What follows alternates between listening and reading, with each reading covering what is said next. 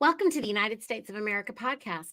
I am your host, Niti, and we are broadcasting live from the Food Church here on North Carolina. If you missed past episodes, please be sure to take the time to watch the first episode and watch the rest like a documentary. We are a people at peace, and we have declared peace to all nations around the world. This is not a marketing or promotional channel. We are shining a light on knowledge that is being hidden from you. We are sharing the truth about your birthright and your inheritance.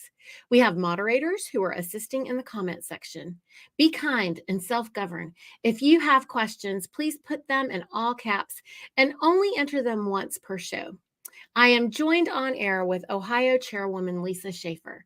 Now, I am proud to introduce you to Justice Anna Maria, who is joining us live from Alaska today. Hey, ladies. Hey, Welcome Niti. to my world. How's everybody doing? You got a new everything there, Anna. It looks different. Well, actually, no. This is my much neglected home office, stacked high with books, papers, and everything else you can think of. And I'm broadcasting this morning from a different location because basically our Anchorage office is off limits for a period of time here. And so, anyway, here I am. Here you are. Well, we are glad that we got you here this morning. I wanted to, we're gonna go and do something a little bit wild and crazy today. Are you up for it? A little bit wild and crazy, a little bit different. Okay. So, Anna, the first time that I reached out to you, it was because I was doing a Remnant Rising thing for my little podcast that I had going on. And I always ran like a little seasonal podcast because I never really had time to dedicate to do this like every single week or anything. And so I used to do these 5-week little stints. And so I invited you because I had just joined our assembly and there were a lot of questions that I had. And I felt like I wasn't really, able to get a lot of the answers. And I've always been that crazy person that just goes to the horse's mouth and, want to just hear it from the horse's mouth. And so, when you asked me to be able to try to do this every week, I was flattered and shocked and also like, oh my goodness. And then I thought, I really need to do this because it's a solution for all my farmers, which is what I've been working on, my whole time. And then, Lisa, I invited you to do the show with me because I got to experience your teaching. And I was like, she's really good at this teaching thing. She's got it down pat. And she had all these wonderful stories, she and her husband, as sons and daughters of the revolution. And it was super exciting. And Anna knows because I kept trying to tell Anna, there's this Lisa girl on Ohio, and she's a really good teacher. So the other part, the main thing that I always wanted to accomplish was, which I've always wanted to do here ever since I found out that I wasn't allowed to do what I was doing, which was just trying to feed people or to help mothers, with children who had been vaccine injured or whatever, because that was what our story was. I was always in trouble. And the only way that I felt like I could stay out of trouble was to reveal the truth and walk on the truth because the truth is solid, like, so anyway, I want to continue to do that here on the podcast. I know that you are bombarded, Anna, with all these little notes and letters and calls and things all the time across the country as people are trying to figure out what to do because we've been brainwashed and mind controlled for so long that everybody is really, having to try to polish their way out of this corporate mindset. And, they've really done a number on all of us. And I feel like the way to reveal that is just to get down to the truth of everything. And so, I'm just going to start. I'm going to put all my dirty laundry out there for both of you today so y'all can polish me and make me better. Because this is what I've been trying to do here. And apparently, I'm being told that it's wrong. It's not a good idea. I am in trouble. And so I'm going to tell you what I'm doing. Okay. And then you can use me as an example for all the other states across the nation and all the other people around the world that are trying to do your work, because we want to do a good job. I don't want to do anything to cause harm. I want to make sure that I'm really doing the best that I can to serve everybody. So I'm going to tell you what I've been doing. Okay, Anna. So I told you that I wanted to work with the farmers, right? And I wanted to bring them back, and they're small businesses. That's what farmers are, right? And so there's other businesses, other business people. Like I have a daycare lady, I have a barber shop, I have folks that are doing nails and hair and plumbers and electricians and stuff that are coming out of the woodwork, and they're saying, "Hey, I don't know if I can do this or not. Like I don't know if I can declare." And so I started having a weekend Zoom meeting. They knew that I was calling farmers, but all these other small business people started showing up and wanting to come to the meeting too. And I send an invitation out. I ask people to RSVP, and I'm being told by our marshal at arms that I'm not allowed to do that because it's a private meeting. And I'm like, look, folks are asking me for information.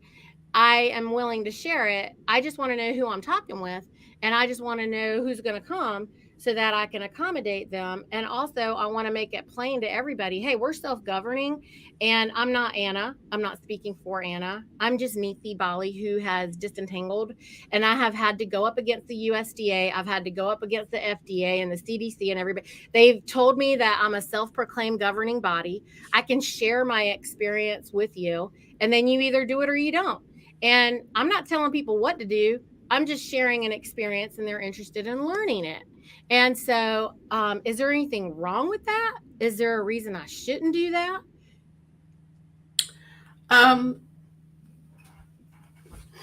I'm not saying I'm North Carolina. I'm not saying I'm North Carolina Assembly. Yeah, also know that I'm talking to people across the country, because these people are not all on North Carolina. These people are all over the place. And they're watching this podcast, and they reach out to me and they ask questions. And sometimes, I'm like, hey, I don't know that. You're going to have to bring it to Anna.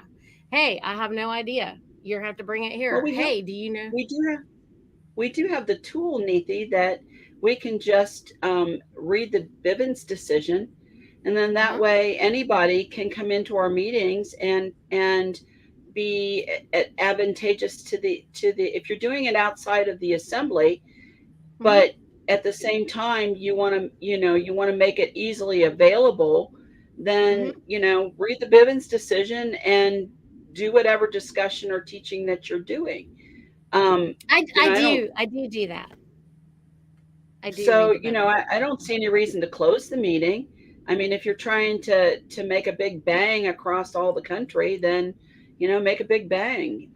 You're not doing anything wrong. You're not saying anything wrong or, unlawful. If you're teaching something wrong, somebody's going to correct you down the road, and help you course correct that. But I don't see why, you would need to keep it private. It doesn't have to be private.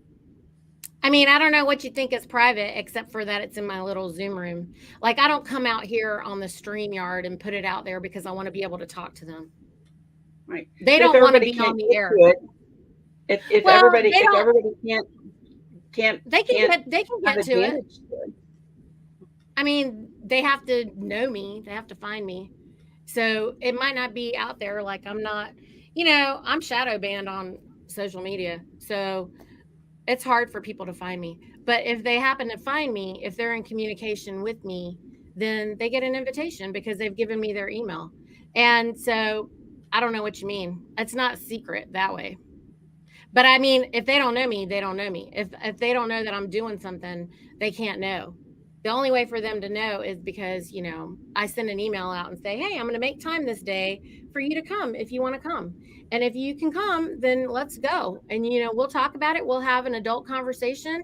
It's a self-governing conversation. I call it the self-governing American group, and then I always say, hey, are you declared or not? Why are you not declared? What's holding you back? A lot of times people are just confused because they don't know how to do it. A lot of them think they have to make up their own paperwork, Anna. And then I say, no, we have, Anna's got it all done. And then here's the package. I show them the TASA site. I show them, people start asking me, hey, where's the readings? I'm like, here's Anna's articles. There's almost 5,000 of them, or, she's getting close to that or more. And so you type in a question and poof, like an answer shows up, or bring it to the podcast. That's it. Last week we all talked about the problem that people have, that they can't follow the million rules. They can't follow the 10 commandments. Jesus brought it down to the 2. And still everybody is saying, they're making up all these other rules. Well, we don't have a bunch of rules, as far as I know. If someone wants to ask me a question, as long as they don't try to say, hey, Anna said this, or you told me that, is there a reason I shouldn't have conversations with my fellow Americans and tell them about this great work that we're doing? No, there isn't. However, here's the thing. It's kind of a trade-off. Everything's a trade-off, right? You got the good side and the bad side of things. It's the traditional way of Americans to communicate is just exactly as you are communicating. In small groups, in pubs, in churches, and any place where people might gather, coffee shops, grocery stores. This is the small group word of mouth that has been our communication chain since we walked out of the forest, right? And so, no, there's nothing wrong with it. It's almost preposterous that anyone would think that there was anything wrong with it. I think that the thing that people might be concerned about, and that we have a rational amount of concern about, is you've seen how if one person gets something wrong, that mistake can be multiplied. And it just kind of takes off like a common cold or foot fungus or whatever. And suddenly you have everybody talking about the Act of 1871 and concentrating on that when it's actually a red herring.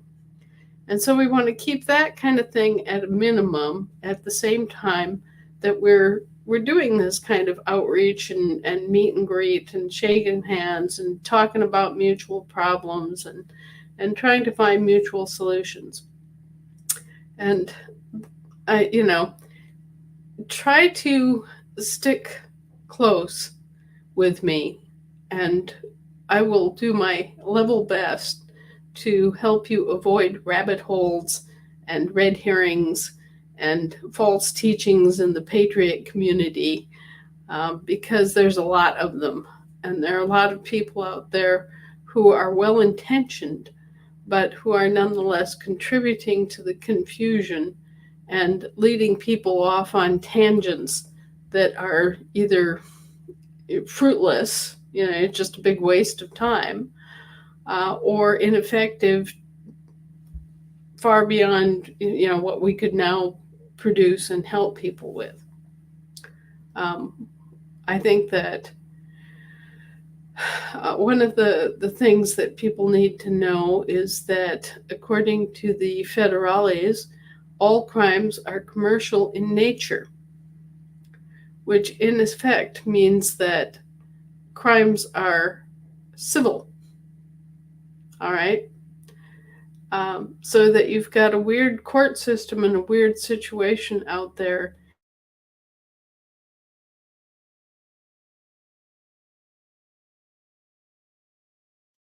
Did you freeze up on me, Anna? No, I'm here. Lisa, you're muted. So we lost you for about a half a minute. Oh, yeah, no. we didn't hear that last little bit that you said about You said all crimes are commercial in nature, so that therefore they are all like civil something. I don't know what you They're said. all civil in nature. Okay. We don't really have true criminal courts, even though we have They're criminal. probate courts, right? Well, they are constantly probating estates in these courts, yes, because they have created these estate trusts. But we have a very strange court system because of the way it's been set up and what their limitations are. And I think that people are constantly looking for the magic words, the way to communicate with these courts and to um, cut to the chase. Just Get the remedy, Anna. You know what someone said to me this weekend? They said, "Why can't y'all just write a book?" And you know what I said? I said, "You're attempting to do business with these brigands." Well, I don't know who could have told me this, but someone said, "Niti, you're attempting to, to do business with these brigands." And that you also said, our words don't matter. Our power lies within us. well, that is the truth. We focus so much on magic words because we're dealing in a court system filled with magistrates. Mm. Magistrate, magic, illusion, the appearance of justice, but not actual justice. All these things are sleight of hand, con job type moves that are detracting from the actual circumstance. Um, and the actual circumstance is that these big corporations, British Crown corporations, came in and they acted under color of law as public usufructs. And they created these franchises, named their franchises after you, and then used these franchises to impersonate you. It's a very sneaky thing that they did, so that there are these other persons out there that they literally own and control, and which they can drag into court and address as separate entities and hold accountable under their system of law. Okay? So you're being impersonated. This is a crime of personage. And so when you are in their courts, you're never actually there. They don't even see you. You're just taken to be some um, authorized representative of the defendant. Okay, You're because the the defendant, sign. You're the sign, right? yeah, you're the defendant is not you. You're just taken to be a responsible person that is accountable for the defendant, right? And the defendant is always a corporate franchise that belongs literally to them. That they made So, up. The yeah. usufruct. They're using the fruit. The usufruct. And so, anyway, the fundamental issue here is that when they did this, they created these franchises for their own benefit. They named these franchises after you without your knowledge or consent. And now they're using these franchises to impersonate you in their private courts, their corporate courts. They owe you what is known as the usufructory duty. And the word is usufruct, U-S-U, usufruct, F-R-U-C-T, usufruct, just the way it sounds. They owe you the usufructory duty to hold you harmless from any result, any charges, or any harm that comes about as a result of these things existing. And they also owe you the usufructory duty to exempt you from any citizenship obligation that these franchises may have. They're not even supposed to be talking to you. So when you basically stand back and lay this on them in a court of law, they don't have an answer. When you even do it in a letter and say, hey, look, your corporation created a franchise for itself and named that franchise after me, and now you're committing personage and trying to drag me into your court or charge me for the costs of your use of this franchise, and you in fact owe me the usufructuary duty to hold me harmless from any harm or charge resulting from the existence of this franchise. You also owe me the usufructuary duty to exempt me from any citizenship obligations or other attendant obligations that this franchise entity has. Okay? It's not me. Has nothing to do with me, has nothing to do with my property. If it has a license, God bless it, let it have a license. I don't care. But I'm not to be held responsible for its existence or any charges that are brought to it or against it. I'm not to be held responsible for your entity, for your franchise. And that's just the law. That is commercial law. And so they can't really argue about that. Because they have you in a commercial court. So this is the thing, like, friends, we haven't been taught who we are. We haven't been taught where we're from. We haven't been taught the truth about anything at all. They notice us, like, sneakily on television. They created an entire television programming system so that they could program everyone to believe whatever it is that they want you to believe, to, so they can tell you and notice you in advance what it is that they're going to do to you, so they can use their spells and incantations over you, right? It's a brainwashing program, and now we have AI, and that's their new brainwashing program. But as we are, investigating more about AI, we now know its limitations, and the limitations are really stark. One of the things we did with AI this week was we ran the whole concept. What does AI do with an oxymoron like sovereign citizen? Right? AI can't delve through that. Yeah. AI will admit that you can't be a sovereign and a citizen at the same time. And yet then it can't draw the appropriate conclusion that this is an oxymoron and is just gibberish. It has to say something like, well, you can't be a sovereign and a citizen at the same time, but this is not universally accepted. Right. Does anyone here whenever you dealt with the AI, I like to argue with it. So I go back in and I say, that's not correct. It is accepted. And when they do that, it comes back and goes, oh, I'm really sorry. I'm only using the information available. And you can come back and say, well, I'm making you information available.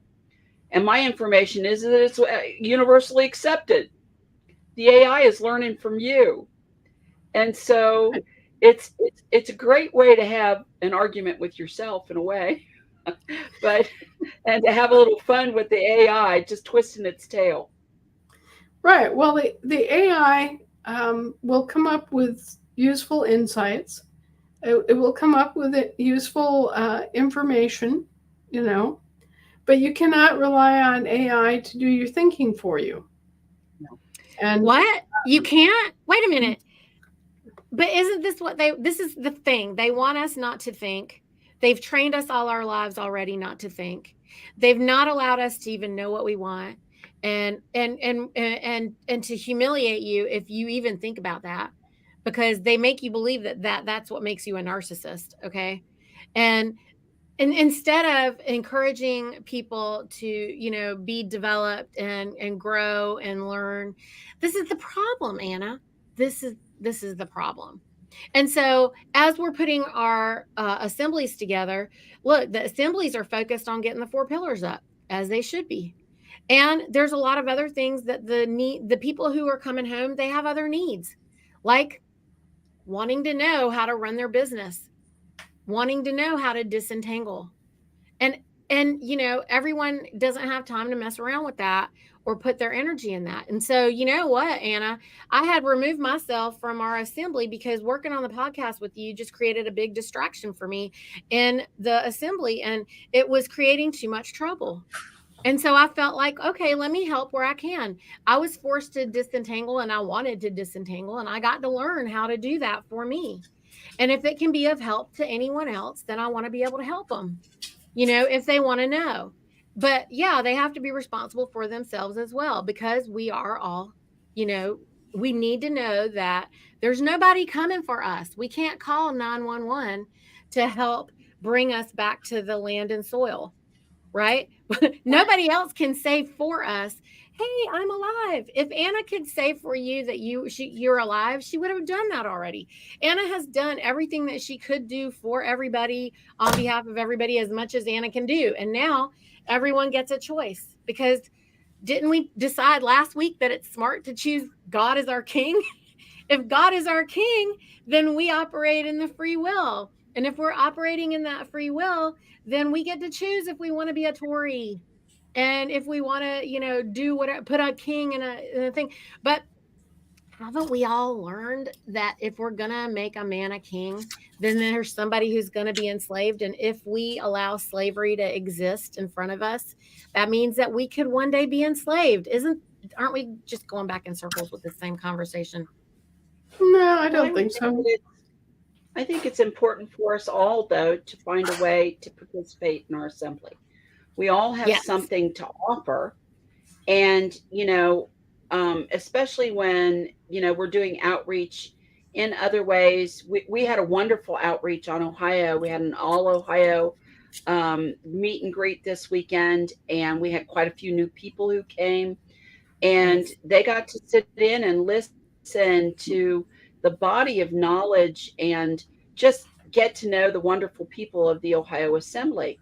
And so, there's everyone says there is no substitution for meeting in person and getting to know the people, and, being able to work with each other. And, eventually, they all participate, we all work together, and we come up with this wonderful thing called the Ohio Assembly, or the North Carolina Assembly, or the Nevada Assembly, whatever it is.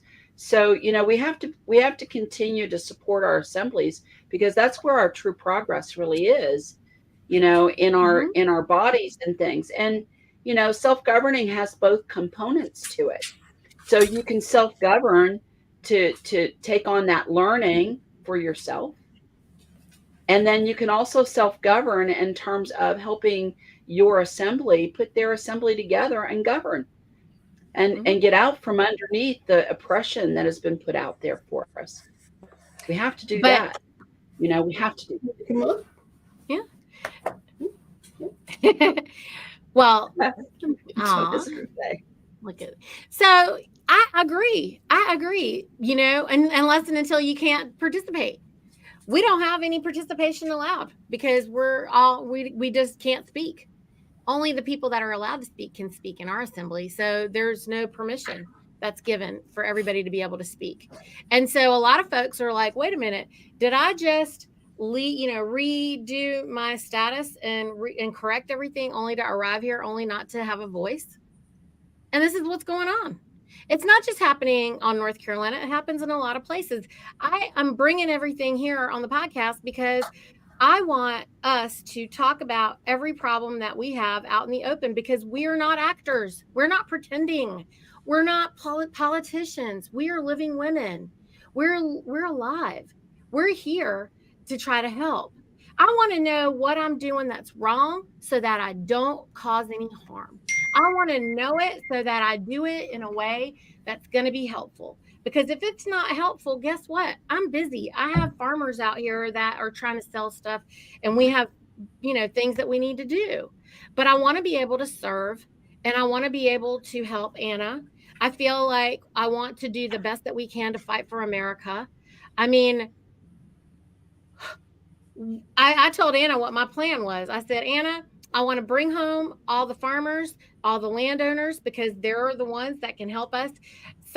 While we help them be able to have control over their land and their soil and their mineral rights, then at the same time, they can make sure to nourish us and we can fortify the Americans. And Anna thought that was a good idea. So that's what I've been working on. And I'm not changing and veering off of the path at all. The only thing that's different is also these other business owners have come in now and are asking questions and want relief. They want remedy. And there's no space for that on our assembly. They're not interested in helping us do that. I'm not saying there aren't assemblies out there that are interested in doing that. But if Americans need to know and want to know, and I'm available to try to help because I'm interested in doing that, because that's what was helpful for me, then am I causing harm? Am I doing something wrong? I mean, and I'm just telling you, Anna, because nobody needs to come to you with a recording of my meeting or whatever, because that's dumb. I mean, I'm just telling you what I'm doing. And I talk to you openly, and I've been telling you what I'm working on, and I've never kept it any kind of secret. Well, organizing the country, I mean, there's a lot of different ways to organize any kind of group that you have to organize. Sure. But you have to realize that the assembly is more than a club or it's not a private club. An assembly is a public institution of government. Mm-hmm. And there Are they supposed to micromanage all of us business owners? No, but that's not where you got into trouble, Niti. Okay, tell me. I want to know. You got into trouble because you were handling the International Business Assembly as a committee, and it's not a committee. Oh, I wasn't actually doing very much with that, but research. So let's just leave that alone. And I didn't even try to do anything about it. And when they said that it was wrong, I walked away. Well, they wanted me to step out, and I did. Okay, so then let it die. Let that issue. I'm not doing, okay. No. I'm not doing anything on the assembly with that. I'm talking about real farmers, real business owners. Well, and that's, the small business owners in this country have more motivation than most people to try to get things straightened out and to be able to have the fruit of their labor and be able to conduct their business without interference and regulation and extra costs and all the rest of the invasive nonsense that the federal government tries to apply. Correct. So it's totally understood that as a group, farmers and small business owners have an interest in doing away with the threats and costs and false regulatory efforts of the federal government and its state-of-state franchises interfering with their lives, their profits, and their businesses. Yes. But once we understand the fundamental personage crime that's been committed against us by them creating these franchises and naming them after us, and we begin to address the crime of personage which has been committed, then we're set free to look at such things as licensure. Yes. And to look at such things as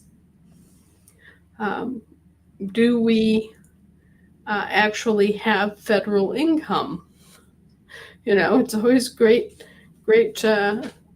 moment when you step back and you just ask yourself the simple question, when did I get a check from Uncle Sam?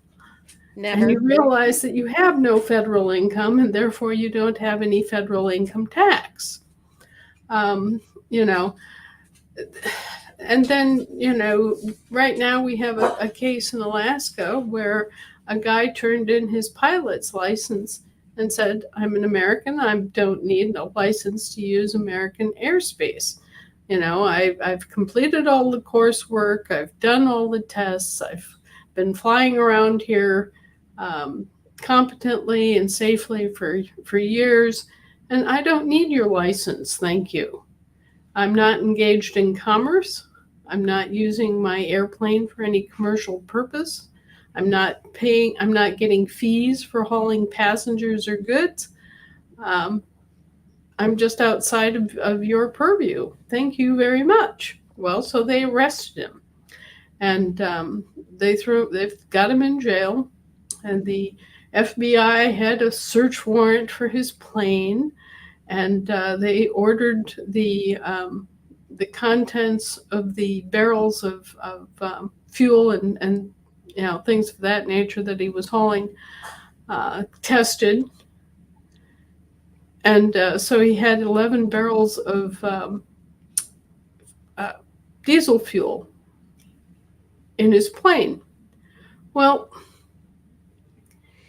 anyone who's in Alaska knows that diesel fuel is common as dirt for running big generators, and that remote camps and like fish camps and whatnot need that fuel. So I mean, that's like being found with a quarter in your pocket. It's common as dirt. Nobody. There's no controversy here. Um, and yet they've arrested this man, and they're trying to hold him on a licensure violation. Well, okay, there is a rationale for people being forced to learn and pass, say, a driver's test so that the roads are safe. And there's a reason why pilots need to be trained and to know the rules of approaching airfields, and there's a lot of different aspects of flying that are similar to being able to drive, right? You learn to fly the way you learn to drive, and there are rules and regulations and ways that things are done. And it's a good thing for us to have those learning programs in place, and to have to pass tests and prove that, yeah, we're competent, right? Yes. But once you've proven that you're competent, for example, once you've passed your driver test, there's a choice. And that choice is, do I get a license or not? And the first question in your mind should be, do I need a license?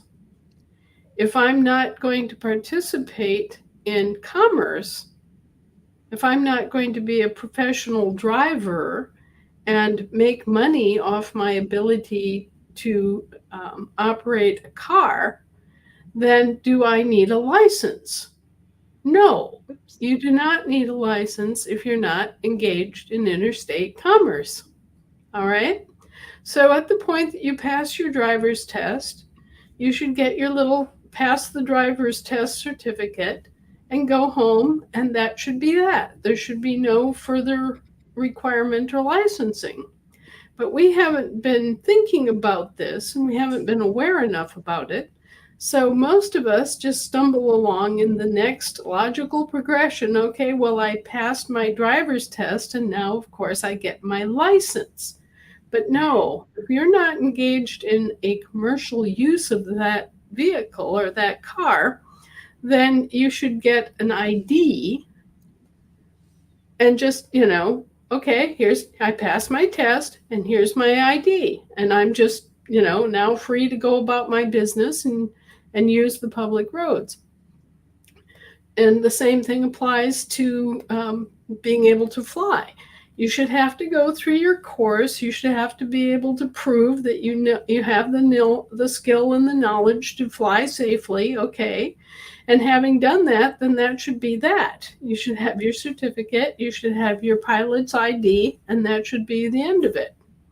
Well, so we're just now getting down to those sorts of discussions that revolve around freedom to travel, whether it's freedom to travel on the public road, or freedom to travel by boat, or freedom to travel in the air.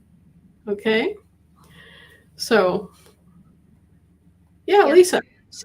So Anna, this week we had a little bit of what I would say is a nice piece of information and a little bit of a win here on Ohio. We were told by two different sources that um, from the Cincinnati police force that their shifts were advised that if that state nationals were on and about Ohio, and that if they encountered our credential cards or a license plate, they were to leave us alone because we would cause them pain. Is was what they explained to the police officers. However, um, we had one of our nationals who unfortunately returned to his home to find his home broken into, and instead of the local police department coming out, they sent the sheriff out. And the sheriff said, I'd like to come back when I'm off shift and have a discussion. He says, he says, everybody I've encountered is very reasonable. And he goes, and I'd like to find out personally more information. I think that's significant. You know, the other thing we heard was during our election process here on Ohio, there was an inter-office memo that I have not yet gotten my hands on that went through all the state of Ohio offices, that they should prepare that the new government was going to be giving directives soon. Well, yeah, they're flipping over to the British territorial military direct participation, and so we'll be seeing the municipal government go away and the British territorial government coming in. But they also cited the My Ohio Assembly website as Go, Lisa. Some of the new employers that are coming back in. So as we get things finished up here and the last of our information, we're ready to sit down and start meeting. We can kind of move forward on some of that and start to get our IDs recognized here on Ohio, get a private plate designation for our Ohioans. We had quite a discussion this morning about, personal indemnity bond or surety bond for, protecting people's cars and, their personal assets and things from, any issues that might come up from an accident or something. We had quite a discussion about that. So we're continuing to move forward on that. Well, and this underlines the importance of the assemblies. The assemblies are the government, and it's important that your assembly is running properly and cooperatively and is doing its job, because when the assembly is present and doing its job, then all these other governments don't have an excuse to ignore your identity and your right and your freedoms. They are under an obligation to you to honor your contracts. The constitutions guarantee things like your freedom of speech and your freedom of religion and your ability to travel on the public roads and all these things that have been issues and points of contention just go away because you have a well-regulated assembly militia, you have your own courts, and you have your own form of government. And since your government predates anything else that they can manage to muster, you have pride of place, first in line, first in time, right? Yeah, and right. So all these aspects are very important, and it's important that the assemblies get it right, and we all make mistakes. I mean, we're doing something that hasn't been done on this scale in 160 years. And so we're not acting from any uh, direct connection. It's not like my mom could teach me to do what I'm doing today. That's And right. as we are kind of navigating our course, we are going to make some mistakes, both personally and organizationally. Uh, the the ID cards, the credential cards, are a good example. We did our best to research it at the time, and yet time had moved on. New standards had been applied, and we were unaware of the fact that we needed to have a expiration date on the credential cards, and that the credential cards had to be signed. Okay, so we didn't have a signature line, we didn't have an expiration date. Okay, we made a mistake. We certainly didn't mean to make it. It was not some sort of purposeful oversight on our part. It was just plain out and out, well, gee, we didn't know that, we didn't do that, and we have to go back, you know. So we all make mistakes, both organizationally and as individuals. And it just has to be overcome. We have to do this constant business of self correction and investigation and more research, and constantly be open to that process of correcting and making good on things. And That's right. also, I think what we're encountering now is so many people don't really have a direct connection to what I call the American way. Um, we've been brainwashed and Europeanized to such a degree that we are having a hard time remembering our own customs and culture, Mm-hmm. the values of America. And so we have an entire generation or two here of people who are psychologically more conditioned to a European view than an American view, and who need to touch back and become acquainted with American values and American culture and the American way of doing things. And so I think I'm that in, would be a great article, Anna. Yeah, I think it would be a good one. The And American way. allowing people, like, also having just an adult conversation. Everybody is so busy arguing about opinions, and listen, we all have different experiences. We're all coming in with different, and we haven't been allowed, because everybody's supposed to be politically correct, right, Anna? I mean, look, I'm I, political correctness is literally training you to lie. It's training you to lie. And we're not over here in stilettos and with velvet gloves over here having this conversation. Look at us. We're just in our shirts, t-shirts, and we're ready to work. We're having a real, this is called real talk, you know? I mean, I dove in and really came in hard with something and put myself at risk, is what a lot of people would have considered it, because I just came in and made a bunch of bold statements.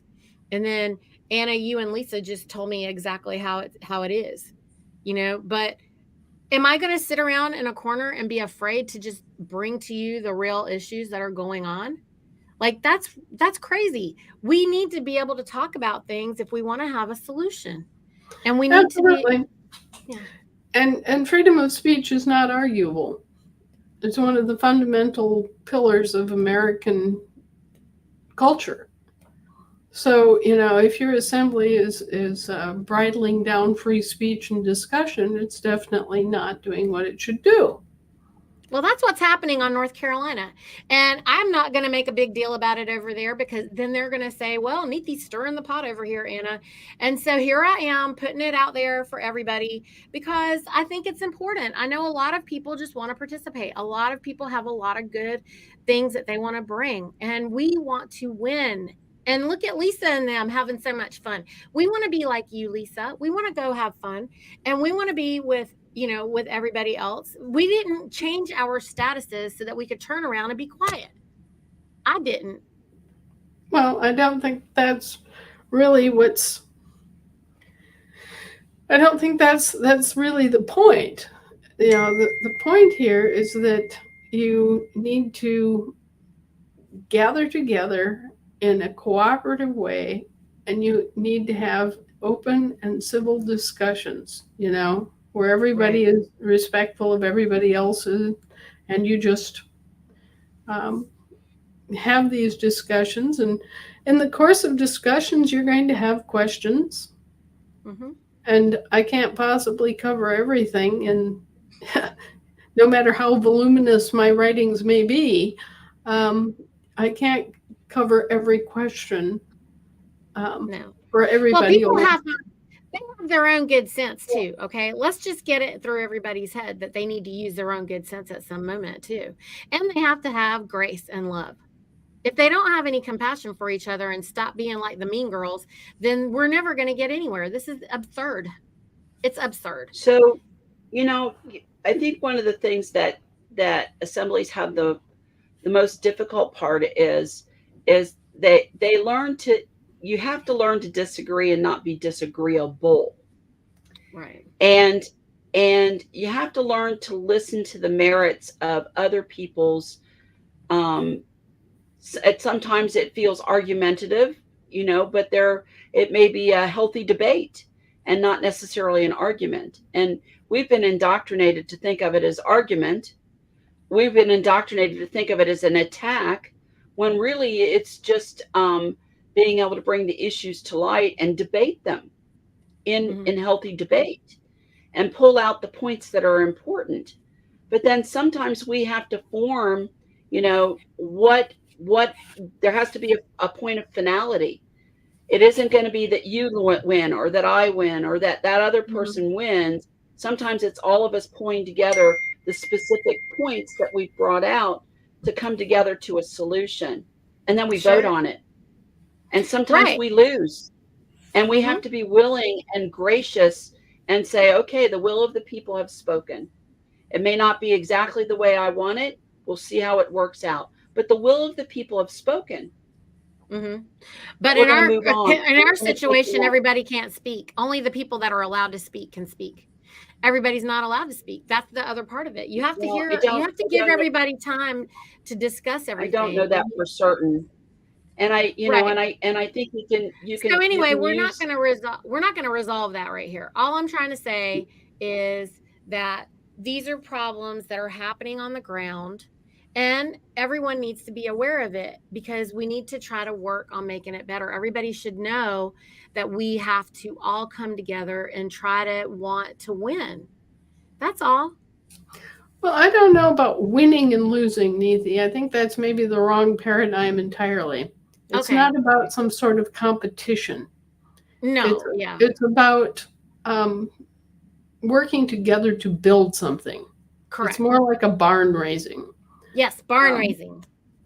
and everybody has different skills and different abilities that they can lend to that overall process. Sure. And so coming together and working as a community to build something is more the template or um, the analogy to Yes. building an assembly that is effective, and having different people that have different skills. You have carpenters, you have roofers, you have people that like to paint. You know, Yeah. um, just in that same analogy, you've got people in your assembly who are communicators who like to get out and meet and greet and shake hands. You got people who have a background in law and due process and organizing um, different kinds of administrative activities, and they're good at that. And you have teachers like Lisa who have Hmm. teaching skills. All these many abilities and skills and interests come together to make the assembly a vibrant and cooperative and successful endeavor. And, just one kind of person can't do it. Yes. Yeah. When all of this started and I was faced with the idea of having to organize and assemble 50 different state assemblies, I want you to just stop for a moment and think how I felt, how completely overwhelmed I felt, and with what trepidation and, um, in a sense, reluctance for my own self. I took the burden on and the action because right from the get-go, it's going to be an amazingly difficult process to reinstitute something that hasn't happened in 160 years all over this country. Yeah. Okay, and all the different struggles and personalities and people and places that are going to go into it. It's really mind-boggling. Mm-hmm. And yet it had to be done to save our country, to save our freedoms, to save our character and nation. It had to be done. And at the same time, all of this research, all this historical and legal and lawful research had to continue on at the same time, in tandem. And we had to begin the outreach. We had to begin the diplomatic outreach so that other countries and other people and other places around the world know what's happened here. Yeah. And know what's gone on and know why we're doing what we're doing. And become aware of the same problems perhaps in their country. I mean, not everybody has been affected by British corporate greed and what I call feudal corporatism, or the corporate feudalism of the British, but many countries have been affected. Mm-hmm. And certainly, one of the countries that is leading the way now is India, that suffered the Raj and made this very public for the entire world. Fortunately, so that the rest of us who have suffered our own version of British Raj can point to that and say, see what happened in India? Well, the same thing happened here. It just happened in a quieter way. Okay, so there are all these many things that all were happening at once, and then add to that the whole mission of the fiduciary's office is to grab onto the assets that belong to this country and to its people and keep those for the country and the people. Because otherwise, our assets were being sold off by our employees and attached by the central banks as collateral for paying debts that they had accrued that had nothing to do with us. It was colossal, and we praise you, Anna, and we praise James, and we thank you so much. And I know that I have been really monopolizing this episode, and I am doing it because I want everybody to know that we started this whole thing so that we could hear it from the horse's mouth, so that we could get it straight, so that we could keep the truth front and center. And so, if I'm being put in a corner over here, just like a lot of other people are, it's happening across the country, then I wanted to bring it to light. So I appreciate the conversation, and I appreciate both of you in sharing, your experiences and guiding me as an example for as many people that need it across the country. And I know that there's a lot of questions here. And I know also, Anna, that I'm respecting your time. So we can bring it back later, and everybody can just probably be upset with me because we're not going to get to it. But we have a few, maybe we can go through some, whatever you like to do, Anna.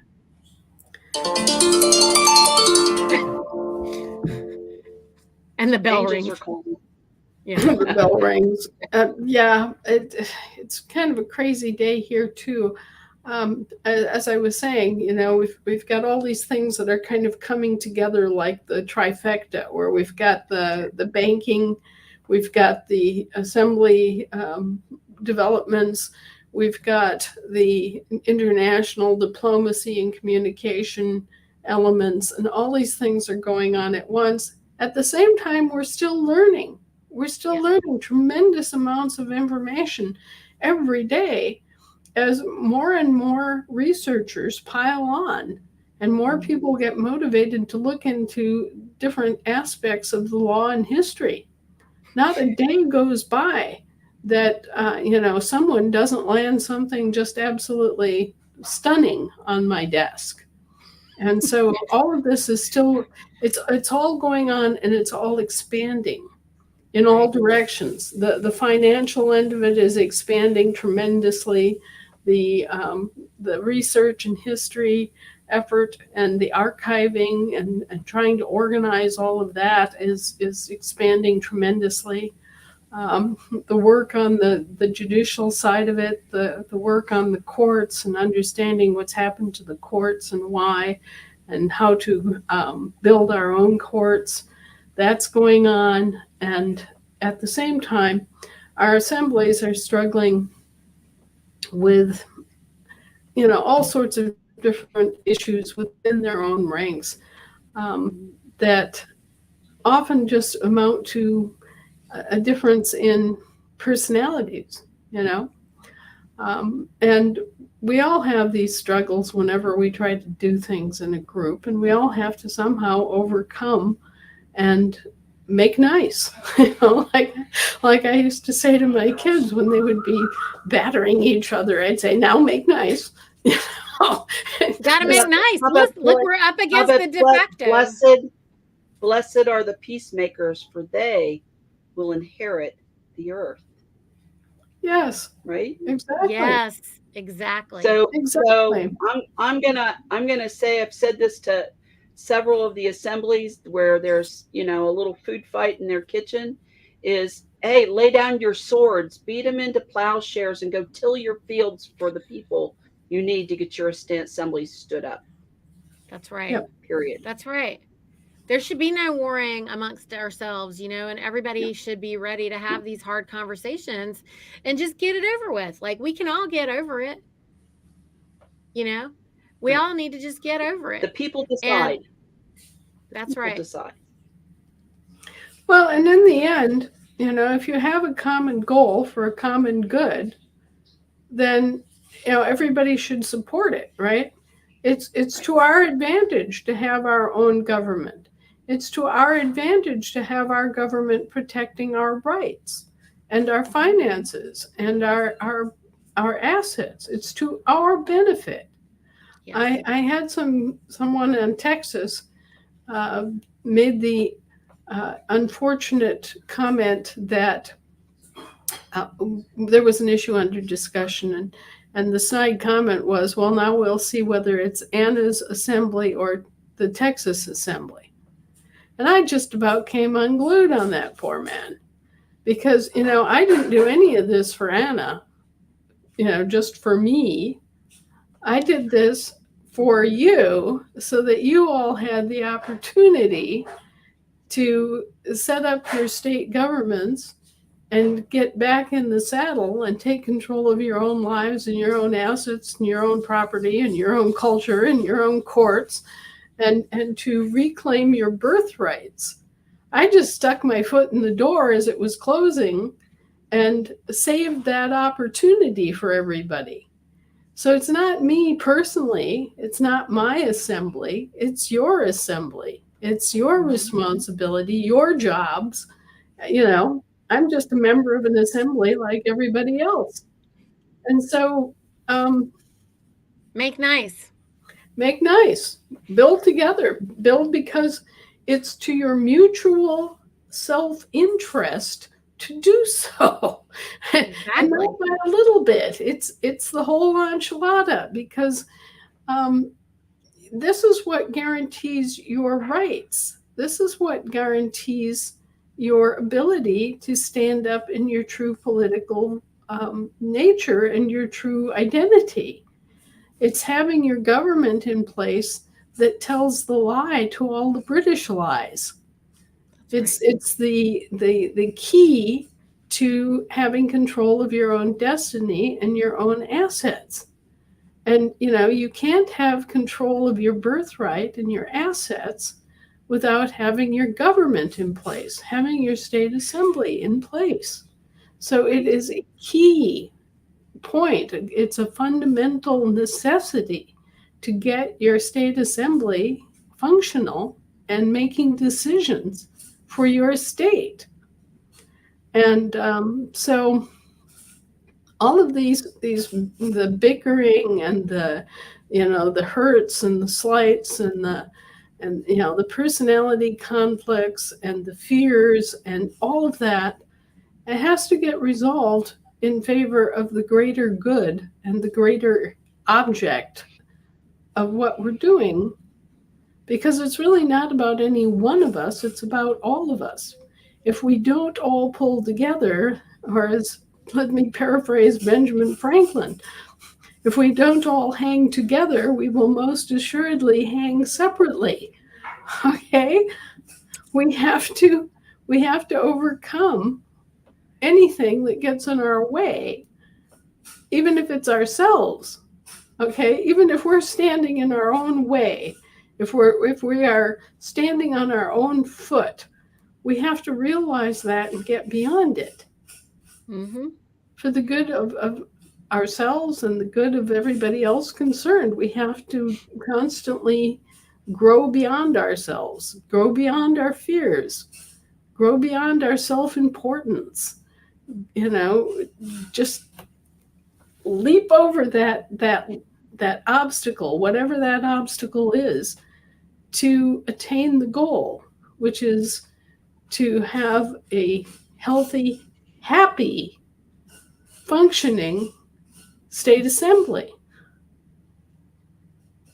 Because your freedom, your rights, your law, your inheritance, your financial stability and safety, your security as a country, everything depends on getting your state assembly moving and getting your county assemblies moving and getting everybody cued in, up to speed, educated, and committed.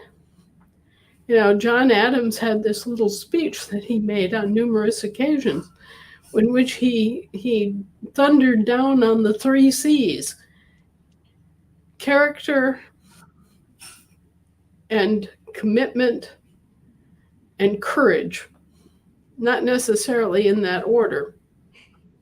But if you don't have the courage to stand up for something and to stand up for virtue, then you have no guarantee of virtue. If you don't have the courage to stand up for truth and for honor, then you're just not going to have either one. Okay? So you have to have courage, number 1. You have to have character, number 2. You have to have enough character, enough in yourself to have that self-confidence to self-govern and to assert your rights and to exercise your rights. Okay, so you have to have courage and character. And finally, the thing that he found most elusive is commitment. You once you start something like this, you can't turn back. You have to have commitment. You have to have that kind of cold and determined sense in the pit of your stomach that you are going to succeed. And you're not going to take another answer. You're not going to give up. You're not going to wimp out. You're going to have the commitment to stay the course no matter what, and see it come to fruition. You're going to work at making it happen so that your entire government is restored and American values are upheld and American culture is upheld. Because despite all of the criticism from everybody else, American culture, when it's practiced, like Christianity, when it's practiced, is an extremely good thing.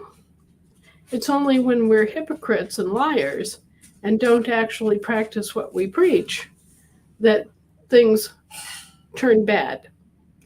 And so, if we would pay attention to John Adams and just concentrate on courage, commitment, and character, and to build those in ourselves and in our children, then we won't have any trouble.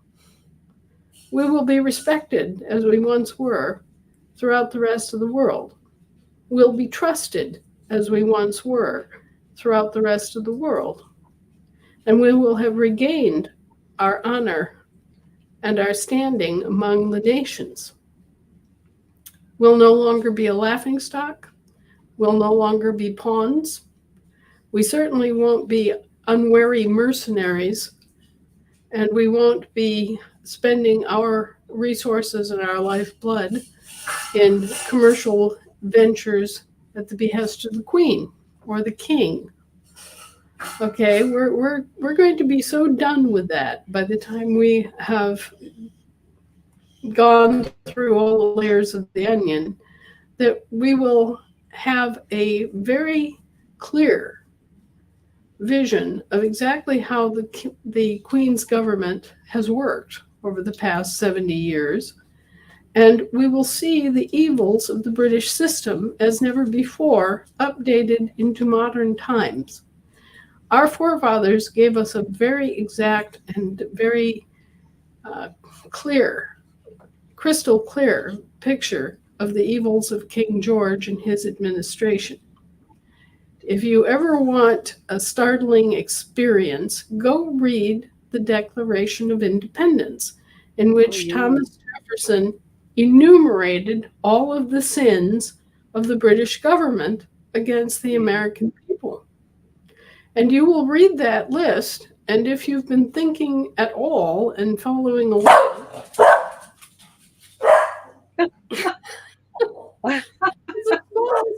and he has spoken.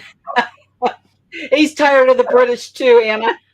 Yeah, but he's like, I hear this all day long, Well, the same old story, same old people. What are they doing? It's when you look at it, the same exact problems that they had back then exist now. Same. Very Same. And everybody's out there trying to, be the boss and be the bossy and whatever. And when we could all just be putting up a corner, we could be squaring the barn. Can we just square the barn up and get it up? No, they're too busy trying to figure out who's going to be the boss. How many more rules can they make up? We already said we can't follow, but barely two. Barely two. Right. And so the thought is, here we are, and the British government hasn't changed in all those years. It's still promulgating the same evils. And it's still, foisting off this stuff on us, the same as they did back then. And when you start studying the British government, you realize that the British government also went off track during the reign of Queen Anne. So this has actually been going on for 300 years. And during that time, the British government has been nothing but a cesspit of controversy and undermining other governments and creating war for profit, and has been just a renegade force throughout the world for 300 years.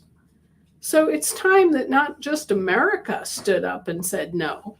It's time that everybody, the former Commonwealth countries, the other countries in Europe, it's time that we all just centered in on Britain and said no. And also that in tandem with Britain, because realize that the British monarch is nothing but a pawn for the Pope. It's time that we centered in on the Roman Catholic Church structure, its secular structure. We don't, our government is neutral on the issue of religion. Our government is believes in separation of church and state, believes that your religious beliefs are a private matter and between you and God, and that's not the business of government. So it's not that we're looking at the Roman Catholic Church in terms of religion. We're looking at the Roman Catholic Church in terms of its secular side, its internal political administration, which has led to all this warmongering and which has used the British monarch as basically the muscle to achieve all of these ends. So it's more than just the British hierarchy that's involved here. The Roman Catholic hierarchy is also involved here. And the Templar hierarchy of the inner city of London and all of the Freemasonic lodges, all that hierarchy is also involved. So you've basically got three powers. And between them all, they've been colluding on one hand and warring on the other. And they've been fighting this gigantic kind of war right in front of our faces. And they've all played a part in all of the wars and all of the cheating and all of the fraud that's gone into this. And we have to deal with that. We have to say, okay, these institutions are not working. These institutions, as they currently exist, are creating problems for the entire world. So, those of you who are part of those institutions need to look at what you're doing and why you're doing it and step back and realize that you have been the ones that have been creating the problems on this planet, in the case of the Roman Catholic Church, for 1700 years. So let's go for reform, guys. All you Freemasons out there, take a good look at what you're actually supporting and believing in. The lower levels don't see what the upper levels are doing.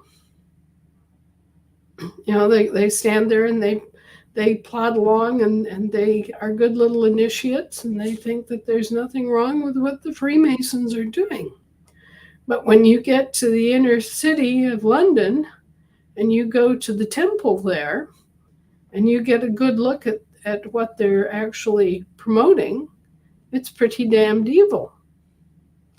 And then you take the British Crown, and all that goes on, the government of Westminster. That's one of the prime movers in all of these evil plots. So we need to say goodbye to evil, and we need to bring it to the attention of the people that are engaged in these things that, hey, the organization that you're supporting is evil. It's promoting evil. It's promoting war for profit. It's promoting enslavement of people.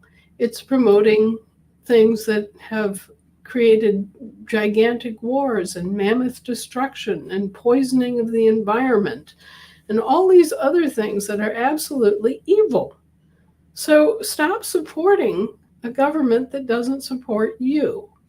Stop supporting organizations that are lying to you about what they're doing.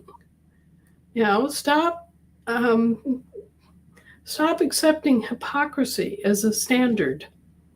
Okay? Stop accepting lies and hypocrisy as a standard for institutions. And this is something that we all have to kind of get our backs up about. Now, I don't belong to the Roman Catholic Church. I don't belong to any Freemasonic organizations. I don't belong to any kind of British crown or British monarchy. I'm outside all of that. My point to you is everybody should be outside of that at this point. At least for those. Bless you. Bless you. I'm so sorry. No, Bless. bless you.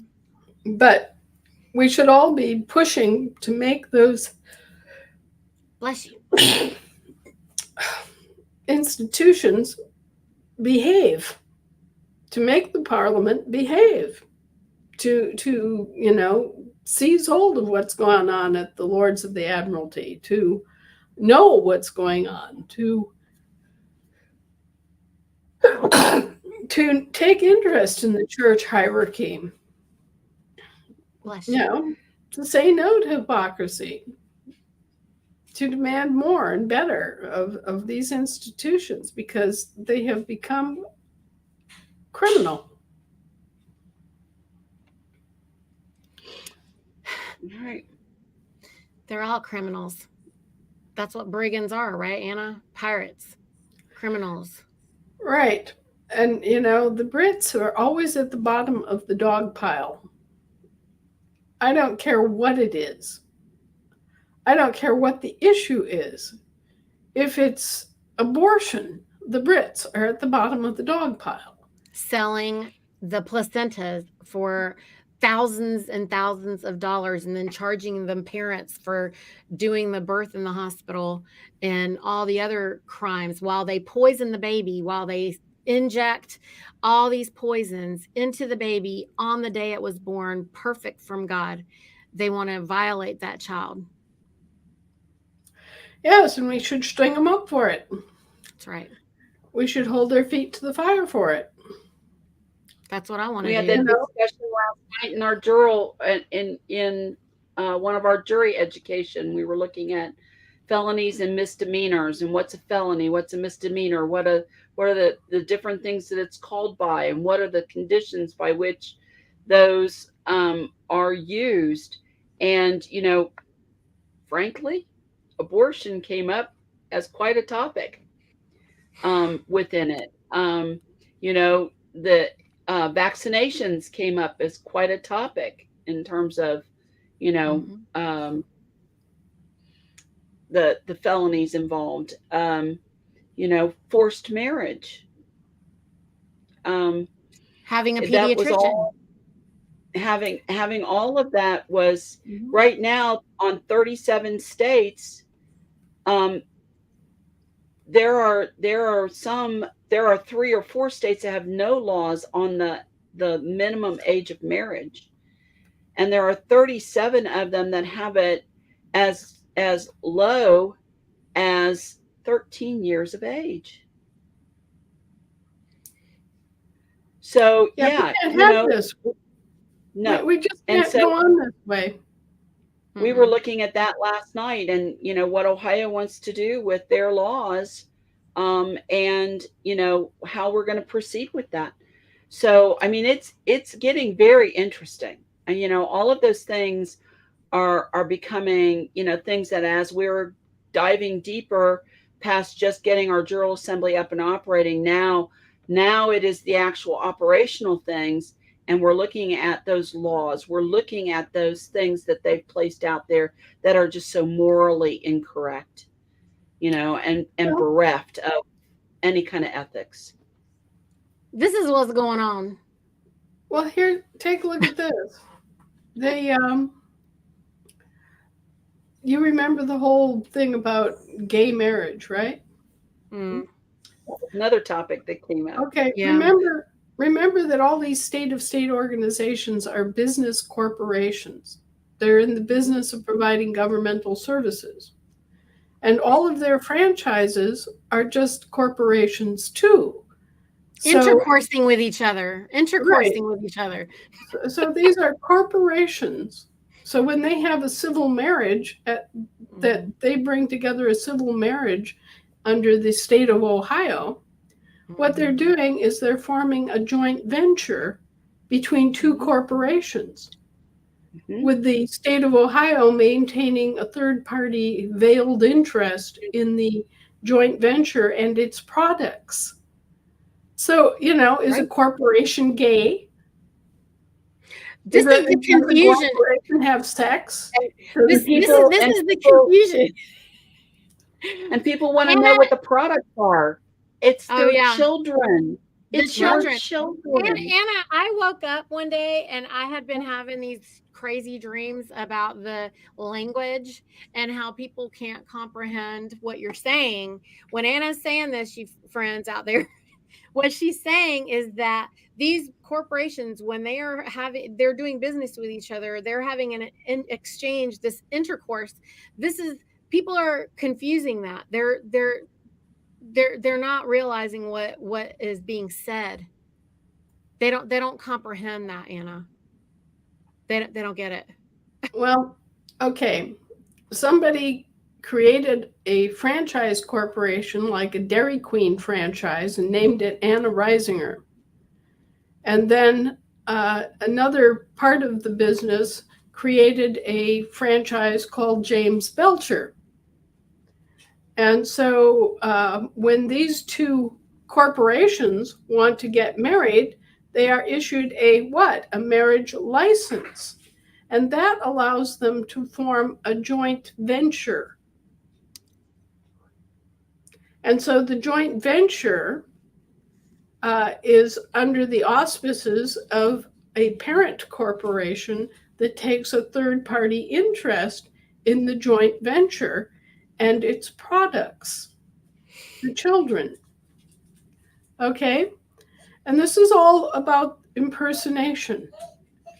But in truth, a civil marriage in the state of Ohio, for example, is a joint venture that has a public interest aspect. It's owned by the public.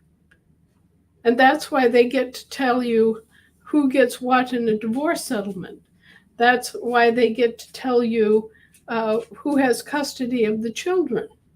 All those things are determined by the state of Ohio because your marriage was a joint venture formed in the state of Ohio.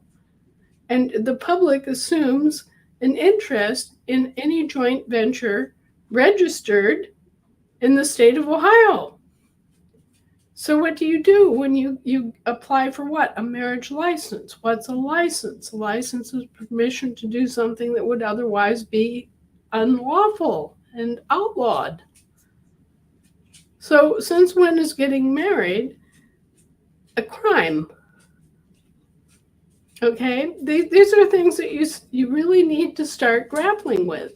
And this is then why same-sex marriage is not an issue in that system, because a corporation is neither male nor female. Corporations don't have sex.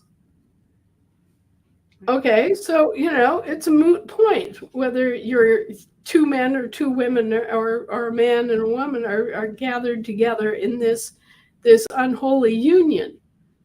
Of the world, the worldly one, not the earthly one, the worldly one. It's a union of things that they're talking about. It's not a union of people.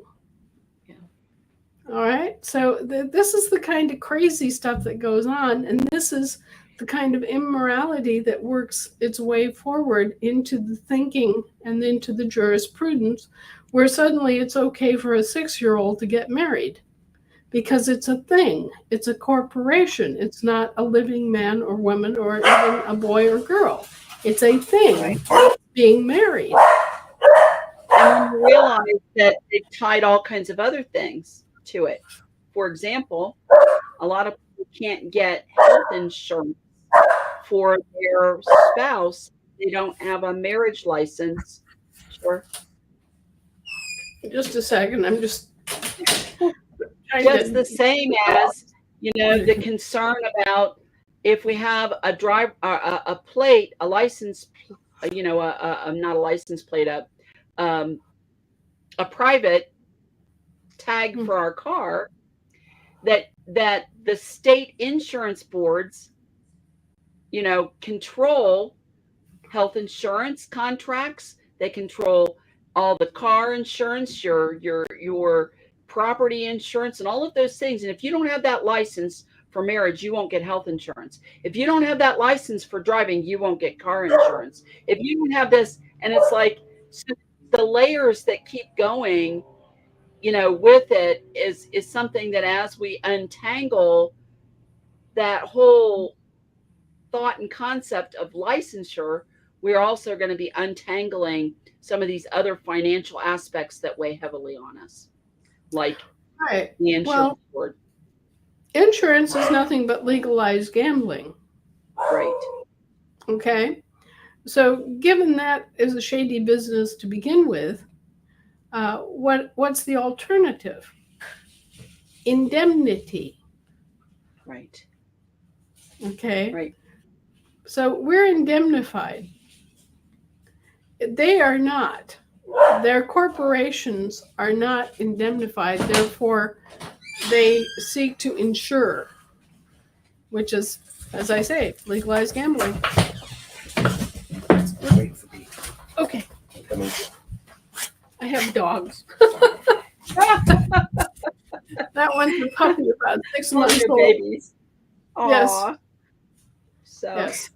Well, all right. We've done a lot. We've gone over a lot of things. And there's a lot of questions, and we're going to focus on that next episode. And in this episode, a lot of the questions that you guys have, friends, they're all answered in previous episodes. Most of these, there's only a couple of them that are actually new. So look back at a couple of the previous episodes so you can get your answers. We have literally talked about those things. And we'll get back to that. And next week, we're going to 100% focus on that, Anna. Thank you for your time. Thank you for everything that you do for us. And we praise you and we praise James. And we'll see everybody next week. Take care, dear.